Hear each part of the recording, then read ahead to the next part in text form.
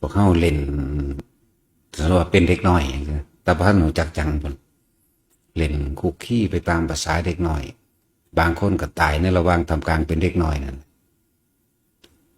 ใหญ่ขึ้นมาอีกในระดับหนึ่ง7 ปีถึง15 ปีก็เล่นไปตามภาษาอายุรุ่นนั้นจนถึง20 ปีหรือ30 ปีแต่งงานมีครอบครัวแบบนั้นแบบนี้หาอยู่หากินคุกขี้กันแต่ละมือแต่ละเว้นนั่นเท่าเดี๋ยวนี้แหละถ้าแม่นผู้บ่เข้าวัดฟังธรรมเลยก็ดีที่บ่เข้าวัดเลยที่บ่ฟังธรรมเลยแต่ละมือก็คุยกันได้หยังมากินมื้อนี้ได้หน่อไม้มื้อนี้แกงหอยมื้อนี้ได้ปลาได้ป่นปลาผู้นั้นผู้นี้เขาเอาปลามาให้ผู้นั้นไปตึกแหแน่เขาไปใส่เบ็ดแน่ไปหาอันนั้นหานี่กินเพราะนั้นก็ไปตลาดก็ถามกันได้หยังเอาหยังเนาะและคิดว่าแต่ละคนที่บางคนก็ตายในระหว่างตอนเป็นเด็กหน่อยบางคนก็ตายเฒ่าก็สร้างในระหว่างทำกลางบ่เฒ่าบ่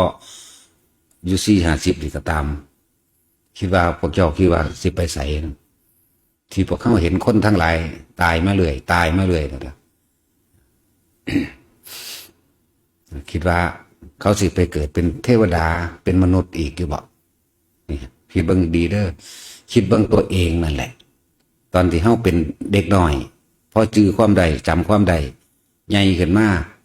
ผู้หญิงก็มักบ่าวมักสาวนั่นนี่กันละไปหาเห็ดไร่เห็ดหน้าเห็ดสวนทำการทำงานเคยมีความคิดที่ระลึกนึกถึงธรรมะบ่ที่ระลึกนึกถึงความจริงของชีวิตที่ระลึกนึกถึงทุกข์ระลึกนึกถึงอย่าบอกว่าคนเฮานี่เกิดมานี่เป็นหยังจังเกิดแล้วเกิดมาเพื่อหยังเป็นทุกข์บ่แล้วก็เห็นสาเหตุแห่งทุกข์บ่เฮ็ดจังใดความทุกข์ความอยากสิดับไปแน่นอนนี่ทุกข์เพราะว่าหยังแน่นอนนี่เคยมีความคิดแบบนี้บ่ตั้งแต่ชีวิตเฮาผ่านมาเรื่อยๆเรื่อยๆเรื่อยๆนั่นน่ะนั่นแหละจังว่าว่านี่ครับเดี๋ยวก็เห็นผู้นั้นตายไปโอ้ยเป็นโรคตับโอ้ยเป็นมะเร็งแล้วเป็นหยังล่ะโอ้ยเป็นเบาหวานคนนั้นน่ะถึกรถส้นตายคนนั้นเขายิงตายงูกัดตายไหลตายนอนหลับตายนั่นแหละหลายอย่างที่พวกเขาผ่านมานั่นน่ะถ้าเขาตายในระหว่างทำกลางที่พอท่านได้เคยได้ยินได้ฟังธรรมที่พอท่านได้มาเคยปฏิบัติเลยนี่คิดว่ามันสิไปใส่แล้วคิดระลึกเรื่องของเจ้าของนั่นแหละระลึกนี่ระลึกนึกคือเรื่องของเจ้าของโอ้ยถ้าเป็นกูตายตะกี้จักกูสิไปเกิดเป็นหยังเนาะนะทางคนก็คิดน้ำหวกน้ำปลาขอนคิดน้ำกบคิดน้ำปลาคิดน้ำหน้าคิดน้ำลูกน้ำหลานเหลนหล่อนคิดน้ำลุงป่าอาเอาคิดน้ำญาติพี่น้องน้ำมูน้ำพวกคิดน้ำสิ่งที่บ้านได้มีอยากได้รถหรืออยากให้ลูกเรียนจบหรืออยากหยังก็ว่าไปคิดเรื่องของเรื่องของนี่แหละที่ว่ามานี่ถ้าตายก่อนสิมาได้ยินได้ฟังมันวิธีปฏิบัติตนเองแบบนี้ให้พ้นจากทุกข์แบบนี้นะคิดว่าเจ้าของสิจักสิไปเป็นตกนรกอยู่ทางใดเปรตอยู่ทางใดเป็นเดรัจฉานอยู่ทางใดนั่นแหละเขาคิดย้อนหลังอันนี้เขาเสียดายเวลาเลยจังว่าพวกที่ได้ยินได้ฟังแล้วพวกพระท่านได้กล้าตัดสินใจให้ท่านหรือเขาวัดฟังธรรมหรือปฏิบัติธรรมพากันภาวนาไว้ในเด้อคำว่าบุญนั่นน่ะบ่แม่นว่ามันจะเกิดขึ้นจากท่านอย่างเดียวบุญก็คือความสงบ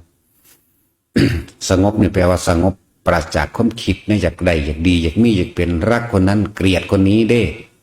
สงบจากความรู้สึกนี่อารมณ์นี่เด้สงบจากความอิจฉาริษยา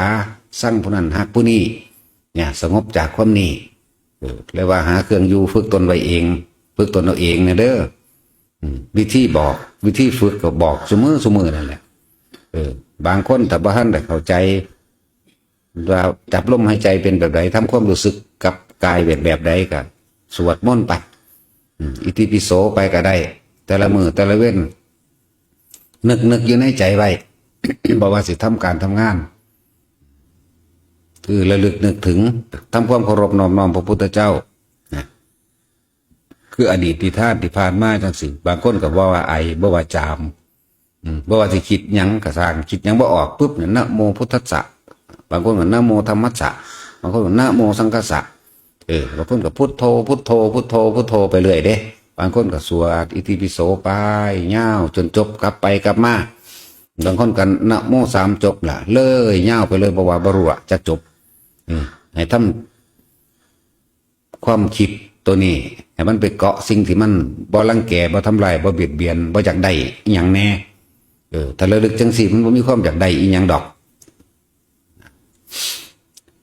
แล้วบางคนก็นมัตถุพุทธานังนมัตถุโพธิญาณมีมาตาโดนเอาเด้แหละระลึกถึงพระพุทธเจ้า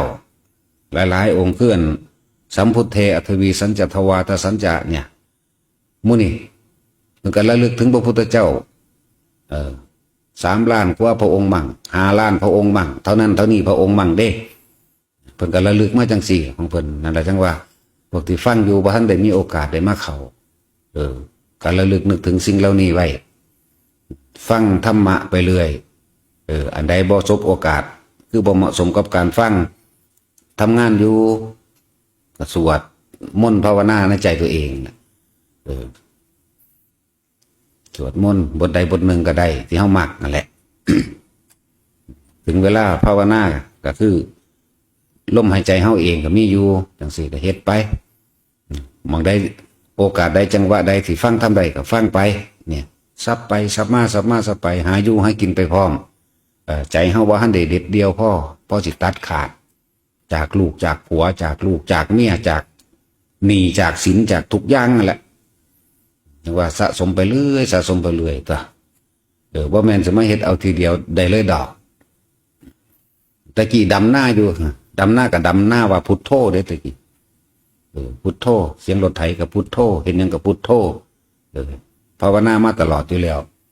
นี่แหละได้จังหวะเข่าป้ากับเข่าได้จังหวะอดกับอดได้จังหวะแล้วแต่นี่คือมันสะสมของมันเองมันก็เริ่มเห็นความทุกข์ในตัวเองเริ่มเห็น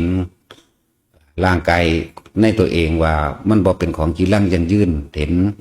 แต่มันเจ็บมันปวดมันป่วยมันเป็นร่างของโลกเนี่ยนี่ฮะก็เป็นไปแล้วมันทั้งสิพิจารณาเอาดอกประกอบกับเฮาก็ฟังธรรมตลอดศึกษาประวัติพระไตรปิฎกนี่ที่หนึ่งอยู่แล้วแต่เป็นเด็กน้อยพุ่นอ่านพระไตรปิฎกมากก็ดีแต่ว่าเรียนอันยัง เรียกว่านักธรรมทุกอย่างถ้าเป็นเด็กน้อยพูนแต่พ่อสอใดแล้วล่ะอย่างนั้นสอบใดถ้าเป็นเด็กน้อยบวชเรียนอีกก็มาสอบได้อีก8 9 ใบพุ่นแต่ยังพอท่านใดมียังดอกแต่ว่าก็ยังดีที่มีที่ระลึกนึกถึงยังมีมองระลึกนึกถึงที่เห็นว่างจิตว่างใจว่างความคิดออกจากอารมณ์ความรู้สึกเดี๋ยวก็เกลียดคนนั้นโมโหคนนี้ได้เดี๋ยวก็คิดถึงผู้นั้นคิดถึงผู้นี้ในความพอใจนี่แหละ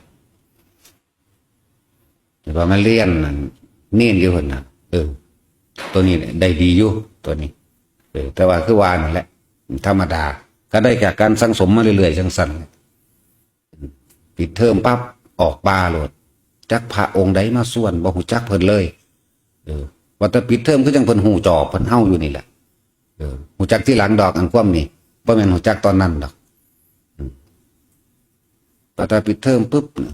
น้อยบางที่บางองค์เพิ่นก็ว่าจัวไปน้ำข่อยบ่ไปโลดได้จังมันแม่นหยังจังไปโลด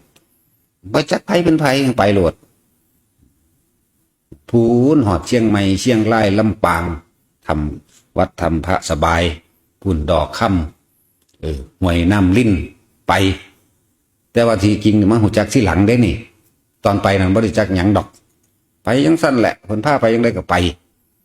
ห้างเทือกับพาเพิ่นไป บ่แม่นเพิ่นพาไปก็มีเฮาพาเพิ่นไปก็มีนั่นแหละไปเกาะเขื่อนลำเปาวไปนั่นแหละคือการสั่งสมมาเรื่อยแต่มันถึงบทเด็ดขาดมันเป็นของมันดอกจังว่าสิภาษาหยังกับคนที่บ่ได้ยินได้ฟังคนที่บ่ฝึกหัดตัวเองคนที่บ่น้อมเข้ามาคิดเบิ่ง ชีวิตของพวกเฮาเองตอนที่ผ่านมาเด้อตอนที่หาอยู่หากินแต่ละมื้อแต่ละเว้นไปสอนทางใดโอ้ไปหน้าผู้นั้นไปหน้าผู้นี้เขาว่าหวกมันหันหลายหวกนี่มีหรือตะเกามันเคยมีหอดย่ำมันฝนตกไม่กบออกไข่ก็ดีหอดย่ำใส่เบ็ดกับไปใส่เบ็ดหาคุดส่งใส่เดือนมองหันมองนีเด้คุดหน้าคนนั้นคุดหน้ามันเคยไปกับไปเด้นั่นแหละจิตมันชินเห็นบ่แต่สัตว์เคยคุดใส่เดือนใส่เบ็ดปลาพันยุหันใส่เบ็ดกบอยู่นี่ชีวิตบ้านนอกไปล่ะถ้ามันไปตายตอนยุคุดใส่เดือนจักสิเป็นอย่างเนาะน่าจะนรกอยู่ทั้งสั้นแล้วพวกไปสอนก็คือกันพวกไปหาลักปลาขอนก็คือกันถ้ามันตายตอนลักเขาทั้งสั้นทั้งเฝ้าเอาทั้งงวกหน้างวกหลังแต่มันตายตอนนั้นจักมันสิไปใส่เนาะนี่ไหมอะไรชีวิตถือเขาผ่านมาแต่ละมือแต่ละเลื่อนเขามาอยู่ในบ้านในเมืองน้ำกันแล้วไปกินข้าวซุ่มกันตำบักหุ่งซุ่มกันเว้าตะพื้นกันนะวะเว้าพื้นผู้นั้นเว้าพื้นผู้นี้แล้วกันอ้างลูกเจ้าของอ้างร้านเจ้าของอ้างนั่นอ้างนี่เด้มันเป็นตะไปสวรรค์มันเป็นตะไปนิพพานใดอยู่วะเนี่ยนั่นเนาะชีวิตเจ้าของแต่ละคนนั่นที่เอามานี่เจ้าก็นั่นนี่เดี๋ยวก็ผู้นั้นไปลักนั่นผู้นี้ไปลักนี่หาเรื่องจับกันนี่เบิดนั่นแหละอันนั้นเสียอันนั้นเฮียหายผู้นั้นเอาผู้นี้ที่เบิ่งดูมันเป็นตะคนอยู่บ่แต่เฮาตายตอนนั้นจักสิไปใส่นี่พ่อระลึกดึกถึงใดอยู่บ่ล่ะได้เบิดนั่นแหละเพราะมันเป็นชีวิตเจ้าของประสบการณ์เจ้าของมันผ่านมาเป็นความรู้สึกของเจ้าของเองนึกคิดของเจ้าของเองอีกเป็นความจำเป็นสัญญาของเจ้าของเองมันไปใส่วะจังว่าพวกอันตอนไปทำงานทั้งในกรุงเทพจังสิคิดติจัดนั่นจัดนี่สิมื้อนี้สิมีคนมาซื้อของให้บ่นออันนั้นอันนี้บ่นอลูกค้าอยู่จังสันจางสิมีเบิดได้เนาะพวกขายของก็คือกันบางที่เขากระจับของว่างแล้วว่างอีกศูนย์ใส่เขาเด้นั่นว่าล่ะเฮ้ยอันนั้นเฮ้ยอันนี้อยู่กันแล้วก็ไปจัดไหมถ้าเขาว่าซื้อหรือซื้อกระสร้างแต่จัดไหมทั้งจัดทั้งจมเห็นไหมแต่ตายตอนนั้นทั้งจะไปทางใดเนี่ยนะอะไรจึงบอกว่าหาที่พึ่งให้ตัวเองมั่งเดี๋ยวก็ความระลึกนึกถึงก็คือกันคำว่าที่พึ่งนี่แต่ว่าเป็นนั่นเป็นนี่เจ็บไข้ปวดหัวมาแลนหาผีแลนไปสะเดาะเคราะห์ทั้งสิ้นเนี่ยโอ้สิสารพัดอะไรทั้งว่าทุกคนมั่นใจในพุทธธรรมสงฆ์หลักบาทพระพุทธเจ้าก็ประทับกันเดียวกันนั่นแหละเจ้าแห่งผู้รู้ผู้รู้ก็คือรู้จริงคือธรรมนี่แหละคือรู้ทั้งเบิดในโลกอันนี้แหละนี่แหละพระพุทธเจ้าก็ประทับกันเดียวกันพระสงฆ์สาวกผู้เฮาเคารพนับถือก็นึกถึงเอาเป็นพระเหตุนั้นนั่นนี่ก็นึกถึงคนที่บ่ทันได้คือว่าล่ะบ่ทันมั่นคงยังก็อาจจะมีนึกถึงพระพุทธรูปหรือรูปเหรียญที่เป็นเครื่องระลึกนึกถึงในคุณงามความดีรูปพระพุทธเจ้าหอยข้ออยู่นั่นก็ตามรูปพระสงฆ์หอยข้อนั่นก็ตามระลึกนึกถึงเพราะเป็นนั่นเครื่องยึดเหนี่ยวบ่แม่นให้ฟุ้งซ่านกับความคิดไปแต่เกิดอารมณ์ความรู้สึกพอใจและบ่พอใจในโลกสั่นเท่าระลึกนึกถึงพระพุทธรูปพุทธปฏิมากรแม้กระทั่งว่าต้นศรีมหาโพธิ์อันเป็นเครื่องต่อสู้พระพุทธเจ้าเจดีย์หรือพุทธเจดีย์ต่างๆนั่นน่ะย่างหน่อยตายมันก็ไปสวรรค์อยู่ดีระลึกถึงพระสงฆ์องค์ใดองค์หนึ่งอย่างสิย่างหน่อยมันก็ไปสวรรค์อยู่ดี